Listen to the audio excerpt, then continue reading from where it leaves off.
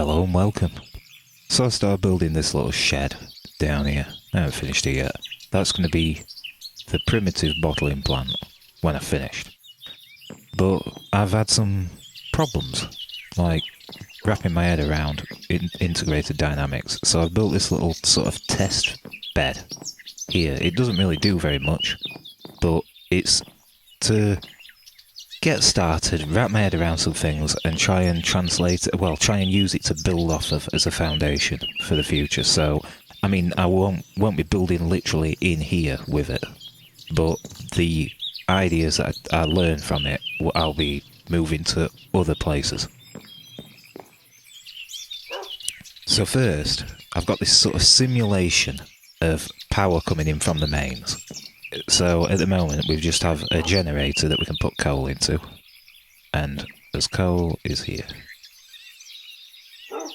So we can shove coal in and that will charge this battery up. If I bring my hood on, you can see up at the top up here the battery charging up. Now of course that'd be handled by a power plant or something like that, and then this is the cable, so this cable would go wherever. We'll just pretend that anything from this light is out of our hands. We don't need to know about that. That's the grid. Then we have our master power switch. So what I'm wanting to do is have a system where we only draw power off the grid when we need it. So, for example, over here, I have my test outputs, so there's a screen. If I want to put some display on that screen, it will take power to do it. If I want to use this, it says not enough energy, because there is no energy in its local battery store. So the way this integrated dynamics works is you create a network, and at the heart of the network is a central store. In this case, it's the local battery store. Now, because the components themselves take energy to run, they'd be drawing power continuously, just sitting there. And it was just draining away, so I came up with a solution. But the principle of having a central store is key to integrated dynamics. It's just how it works. And it'll become apparent when I start bringing items into the network and things like that. You can think of this as a sub-network of what will be a bigger network. But I will be building a power station, so that's when I'll be linking things up. My different buildings and things. So we just have a small battery here, because we only want to be pulling a small amount of power, but then this keeps getting charged up, and at any point we want to turn it off, then we dump the small amount of power that's left in the system back onto the grid.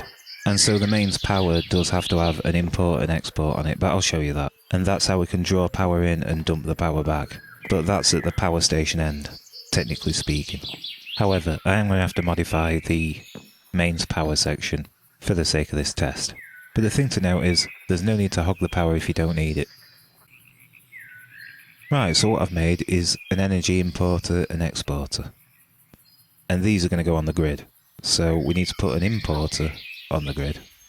And that'll enable us to draw power into our network. Or from the power station's point of view, it's going to allow the power station to export power. But most importantly, we are importing power into our network, into our central store. Then we want to add as energy exporter on this side and join that up. And now we have everything at the mains power end to be able to pull power into our network, into our central store, and be able to push power back onto the grid when we're done with it and we're not using it anymore. Oh yeah, we need to put this generator back on. Sorry, I forgot about that. So get that, yeah, that's charging up. So, right, now we need to put some logic into this. So what I'm going to do is I need to get my blank variable cards. And what we're going to do with these is, first of all, I'm going to make a couple of variables. So what we need is a boolean, which is a true or false value. We have as labeler, so we can click this button to give it a name. If we click that, then this variable will come out true, this card. If I turn it off, it's false. So we'll give this a capitalized name, just to show that it's definitely a constant. So If I click this and bring that down here, we've got a false boolean with a value of false. Then we're going to create a true boolean.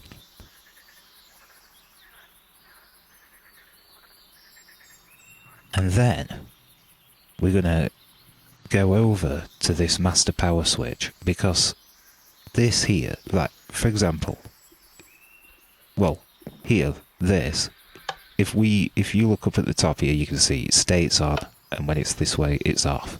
So we want this, which is this redstone reader, to detect when it's on or off. And the way to do it is through this redstone here. I mean, there's various options, but redstone here, it says false because it's off. But if I turn it on and check that, it says true. So we want to keep this state in a variable, so that we can compare the value of the variable with these constants. We take this, we put it in there, and we get a variable card with redstone aspect, and it's pointing to part ID 257. Now the part ID, I do believe, refers to that. So, yeah. Now we couldn't give it a name in that screen, but we can just use as labeler in the air, and we have it here. So we'll put it in here, and we'll say master switch.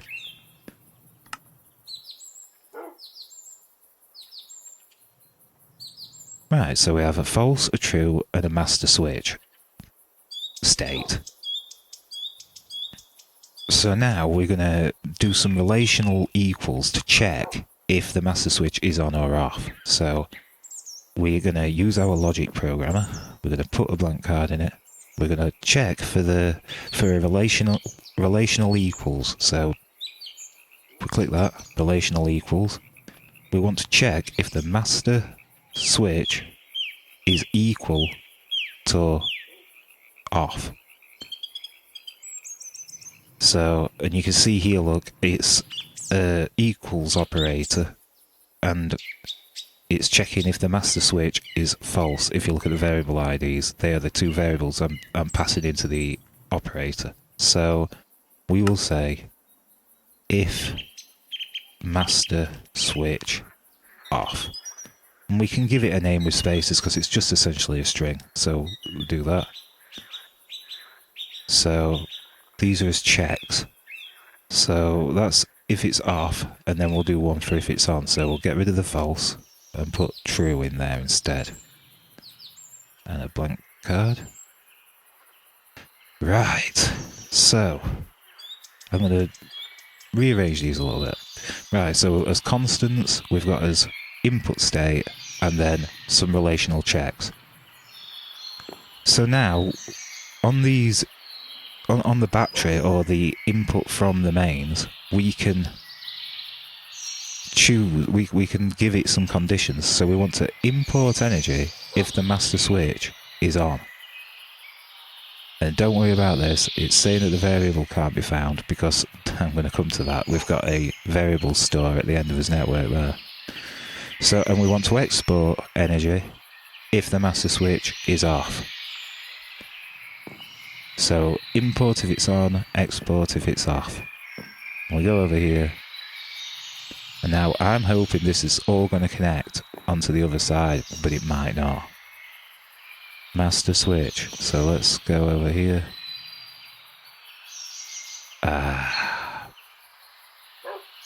What's it looking for?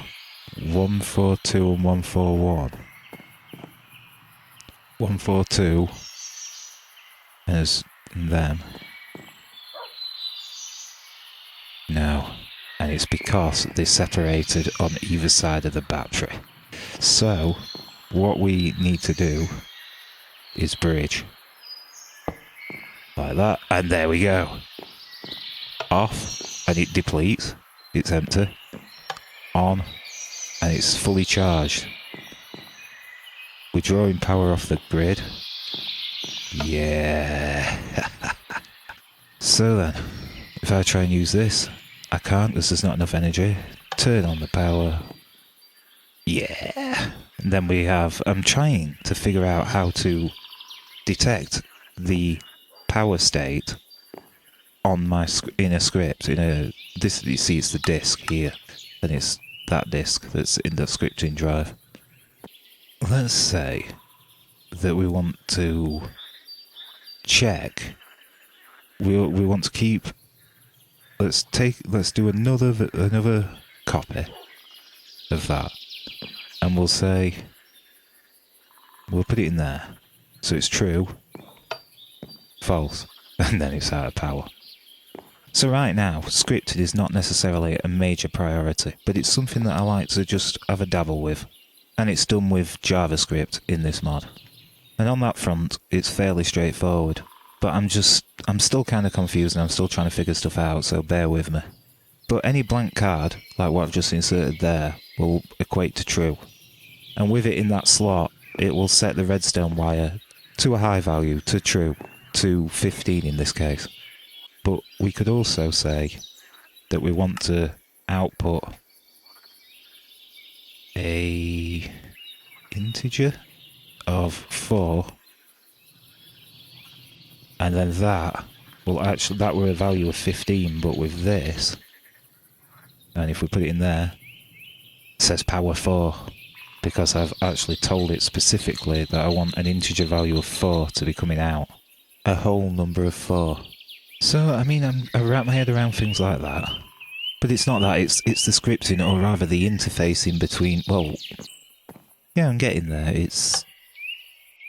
Okay, we're going to put a card in here. And we're going to name it. This is going to be checking test switch. That's what that is. Test switch. And we're going to say... Now, yeah, if I take something out of the store, like true, you'll notice that both the importer and exporter will not work because they can't find a variable 141. And 141 is actually this, the true constant. So you have to put it into the network. The data has to exist in the network. And then Bob's your uncle. Bob is your uncle. Now we want to have a look at what that value is. So true, false, yes. So we don't want to see that anymore. We know what it is. So when it's true, how would we do something like, if it's true? Now with your scripts, right? So let's say I have a variable and I call it test, and I set it equal to 5. If we take a blank variable card and put it in there and highlight test, you'll see member test. Now sometimes it doesn't always save. No, it says member false. It's a bit of a glitch, but if I put it in again, member test. So that's now done. We now can have a look at that value. So put that in there. 5. 105. 105. So I know how to read variables that way. But let's say I want to check the value of this. I'm not sure how to... I mean, we have this variable, test. Now, is there a way that I can... Now this is where it gets a little bit clunky for me, and I get a bit confused. So what I'm wanting to do is check if the test switch is on. So, I mean, we can take as true and false again, and we can do some conditional checks. So, test switch, if it equals false, if test switch is off,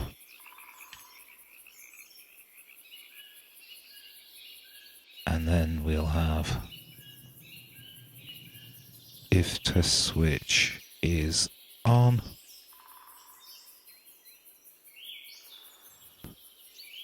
right? Sort. So if test switch, right, we'll put a constants back in there.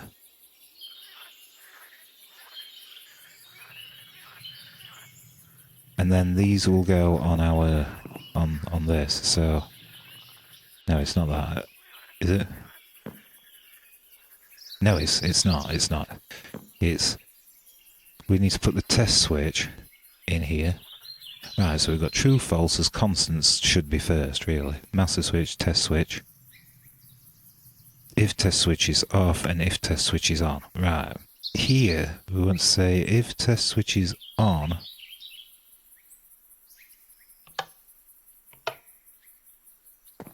So I can do that.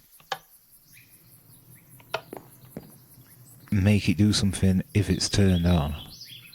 But, well, if that switch is flicked. What about that though? That's not going to work because it's not a boolean. It has to be... Yeah. We could also do a redstone pulse. So that's just reacting to every input, but I could set up a rising edge only or a falling edge only pulse, but I haven't done that yet. Create an integer with the value of 10. Whatever, just something it's not already. And we want to say, if the test switch is on, put a redstone value of 10 out, so... Okay, so we've got test. Let's put test on the screen, shall we? 0. And what we want is a script that, like, function... we want a set test, and we'll put in a value. And we'll try setting test. Fact. We'll not try passing anything in to begin with. We'll just try test equals 5. And then we want to say if the test switch is on, then right. So now we're going to try and use an apply operator, and I think it's this apply 0. We don't want to pass it anything. We just want to apply. Well, hold on. I think it's this one. Apply. You pass it an operator and then a value. So I want to apply to the variable. Right, we're going to have to make a copy of this variable.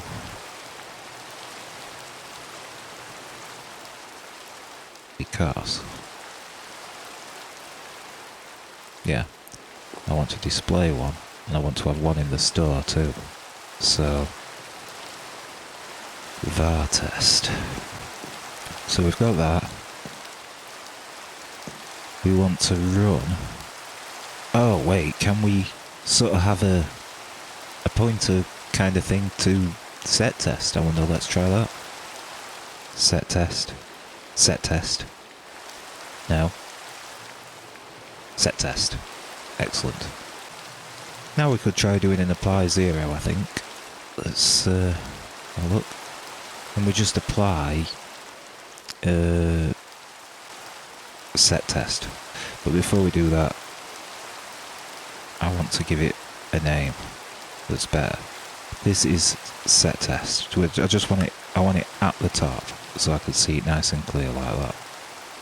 So, set test, we want to apply it. Let's try doing that. So, sorry, set test. Right. So now, if I put this in here, it can't find the variable, so 153. What? What? Where did the screen go? Minor technical difficulties. What? I just have to assume that there is an issue in displaying that output. Yeah, putting that in there is actually killing the display, but it's still there. It's just, it doesn't know what to do with itself. Now, why would that be? Oh, because it's not actually returning anything, maybe. Maybe also make it return test as well. Yeah, it's kind of a functional approach, and I sort of struggle with that for some reason. Yeah, right. So, it looks like a whole lot of nonsense, but that is actually quite comforting. Let's try putting 5! Oh, baby. So, it is applying this function, and we're returning 5, which is what it puts on the screen. And if it was 100, it can be 100. Right, so we can run this function from within the screen using the apply operator. That's just so weird to me. So weird. Okay, I just cheated myself in this proxy, but I'm going to delete it after this. I just want to know. I'm curious now about how this all works, and just consider this not real. I'm like having a dream or something. I'm dreaming about the things I could create, but it's all going to be gone in the morning. Well, what about if I take this out of here and put that in the proxy? 100.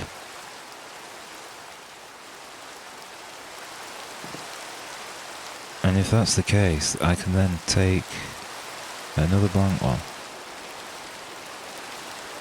Can I put that in there? 100. If I take it out of there, it's not there anymore. Ah! Right. Well, cats aren't as daft as you think. We're sure learning it. Right, so that's running as code now. That's if we don't need the screen. We've exposed it as an aspect. So they're now linked to our code, so 5. Yes, right. We'll write it as if it's like just a function like that. Set test. Boom. This here is a reference to it, I think. Set test ref, I think. We'll find out. Like, for example, what if they were the other way around? What would that do?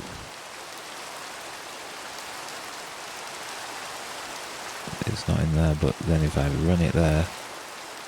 Ah, no, it needs the actual data. So, the proper set test goes in the proxy, the reference goes in the screen.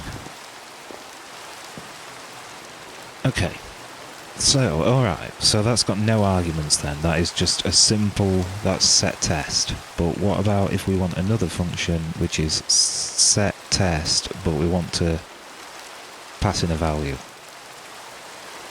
So, test equals value. And we'll also return test. Yeah. I want set test. Can we have an overload? I think we might be able to, Set test. Set test by val. Yeah. Set test by... Nicest way of it being formatted, is it? No, but it'll do. It'll do. Okay, set test by value. No, not set test. Yeah, it seems to remember the last one you had selected, but never mind. Set test by value. And then val. Error. Yeah, that's better. It's 'cause I had two functions that were called setTest, but it doesn't matter anymore. So no function overloads. Got it. We want to put that in the store. So setTest by value is in the store. So we don't want that. We want a copy of setTest by value, is it?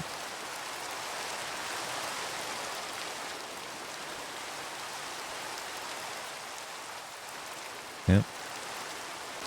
Alright.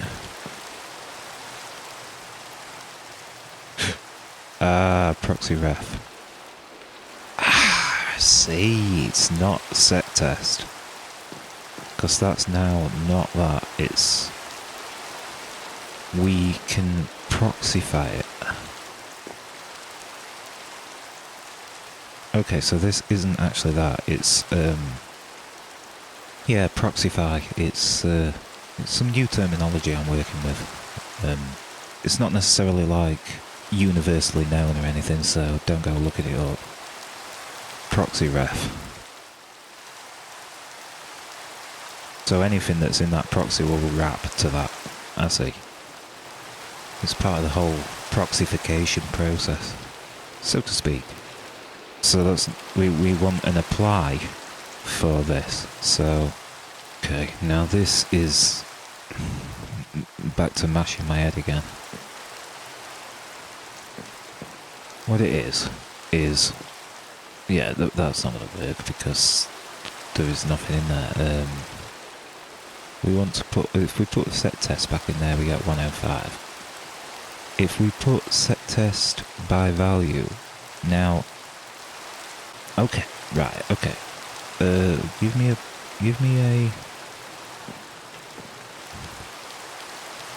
right. So apply. So let's just say setTest. That's not an operator. It's all about the application of the proxification, situation, generation, innovation, occupation. We need to give it a value. So yeah, of course we do. Didn't I have something that were equal to 10? An integer. Yeah, it's here. Right. No, what am I doing? We'll call it input value. Right. We want to have we want to apply to, we want to put an input value into the setTest by value. Yes, we now have an operator. Let's put that in here. Before we do though, let's just name it. setTest by value v.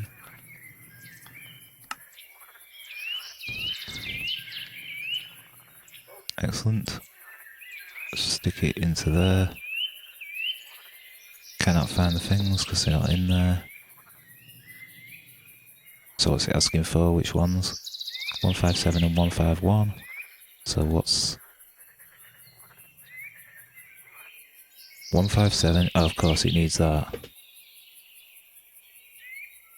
151. 10. Boom, shang-a-lang.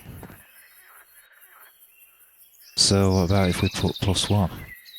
11. Yeah, that's how we do it. Okay, so we're calling functions within the proxy. I'm starting to wrap my head around it now. Right, I know. Let's try and make it so when I flick that switch it adds something onto it. Otherwise it displays 0.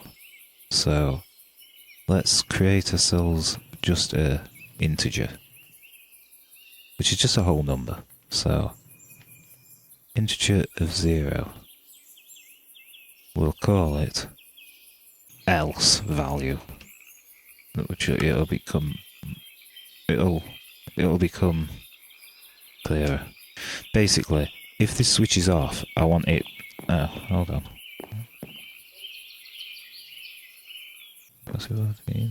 Oh, shit. Yeah. So, basically, if this switch is off, I want it to say 0. If it's on, I want it to say 10. Which is what's in the code. So... well, it's not in the code. It's here, the input value, 10. But it's been referenced in the code because it's running the code and passing it in and setting test to the value of 10. And the return is really only for displaying on screen in this case, because I'm trying to store stuff in test and then use it later. So, if it's off, I just want it to say 0. That needs to be on the screen. So this is the state where that needs to be on. So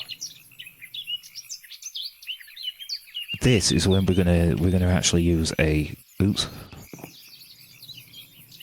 Yeah, we're gonna use the else value, but hold on. So put that in. And we want to do a choice. That's what it is. It's a choice. It's basically an if-else. So if something's true, do this. If not, do that. So as Boolean that we're going to be checking is not here. We put in another thing, we go back to the choice, and we say if test switch is on, then yeah. And if not, return the else. Oh. Shall we give it a go? Oh, wait, no. It needs 161, 159 and 160. 161, 159 and 160, of course it does. Yeah, 10. 0. Yeah.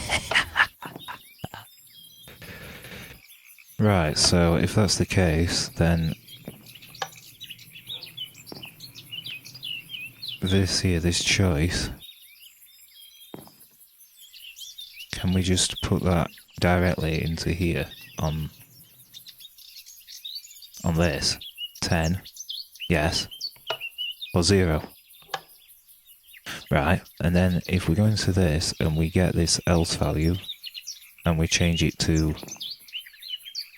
I don't know, let's integer, let's change it to, I don't know, 4. Else value.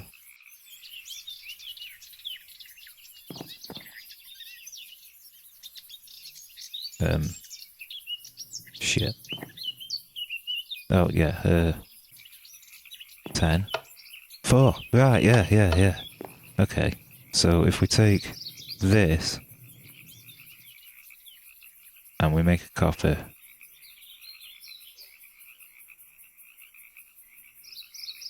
put 1 in here,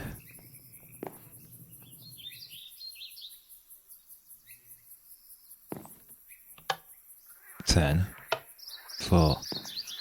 But this isn't coming out because,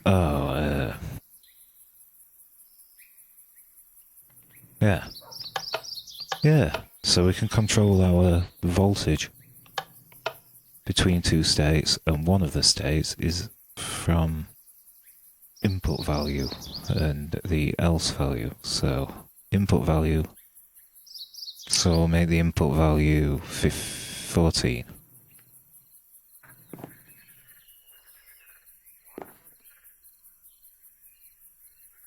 For 14. Excellent. Well, there we go. We can turn as master power on. We've got as local battery store that instantly deactivates or activates. We have a scripted behavior here, which is controlled by variables in the store. Now it's a case of making something cool happen when stuff happen, you know, when you do stuff with the switches. But, I mean, it's a start. It's a foundation to build off. So now what I need to do... Right, this is the bottling plant. So the idea is you run up and you throw your slightly dirty water bottles into this hopper. It will only take slightly dirty water bottles. You then... The state's on, but if... you would come in and it would be turned off. You turn it on, and I'm thinking about making it more of a push button situation so that it'll just do whatever's in there and then it'll turn off on its own. But these are primitive times, so you turn it on and it's totally drained the power down here, but we have the furnace with coal in it. I haven't quite worked out how we put coal in it automatically yet. Well, we can put the coal in it automatically, but I haven't made it so you can put coal in through the hopper, so I probably will, but not yet. So what happens is, it's a similar situation. We have a battery that is a small battery, and the idea is, well, here at the bottom you've got a mains kind of situation rigged up, just generators and the main battery, but that'd be replaced by the mains power once the power station's in place. You know, it's the same kind of thing as what I had rigged up upstairs in the attic, except this deals with items as well. So it's the same kind of thing. When things come in through the hopper, they go into the central store, and then other things are checking this space to see if the items that you've programmed them to detect are in that buffer box. And if they're not, they don't do anything. If they are, they take them out of there. Now, that's with the interfaces. You have importers and exporters. And it's just like the readers and writers, what I was doing with the redstone up there, except they're for items. So, well, they are for this stuff, but these are energy interfaces, which is the same thing, it's for energy instead. So, an importer will bring it to the local battery store, and an exporter will bring it out, basically. So, I've been tinkering, and what I've got up there is a redstone writer. And then this is an item exporter, because I'm exporting the finished items into the dispenser, and then I'm trying to trigger it off, but I don't think it's going to work, and I'm going to have to rearrange some things.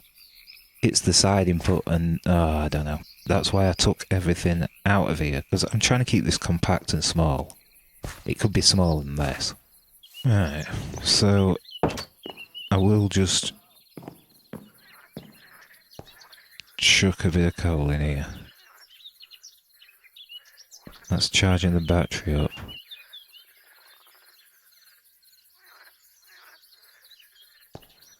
So, it's off, that's why, which is good. So if it's off, and these generators are running, it'll charge up the big battery.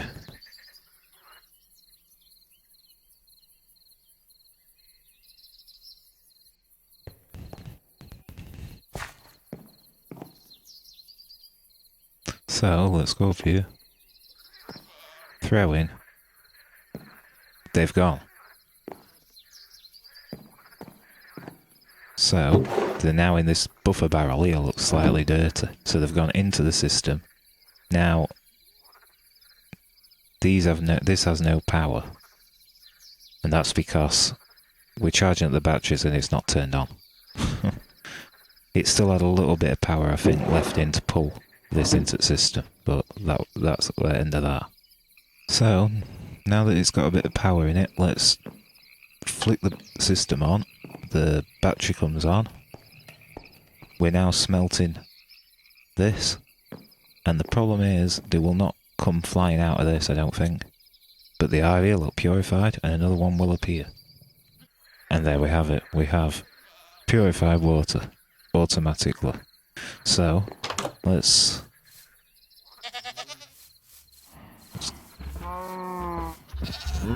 give it a proper test.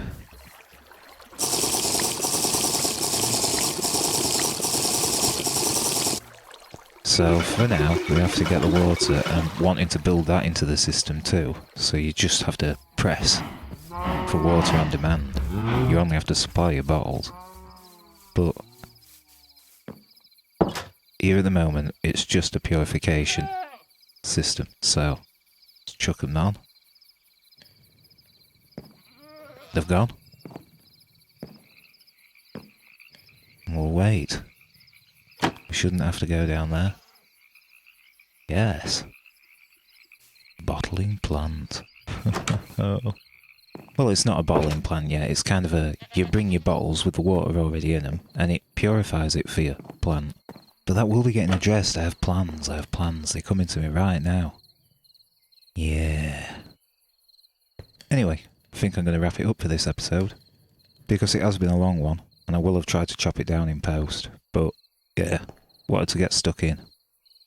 It has been a bit hacky, but once I've got things sussed out, I will do a more structured video. To break things down in a more structured way, for easier digestion. If people would want to see that, but we'll see. Because in next video, ho-ho, I'm going to tear this place a new arsehole. Anyway, thank you for watching, as always, and until next time, this has been Tactical Panther. Out.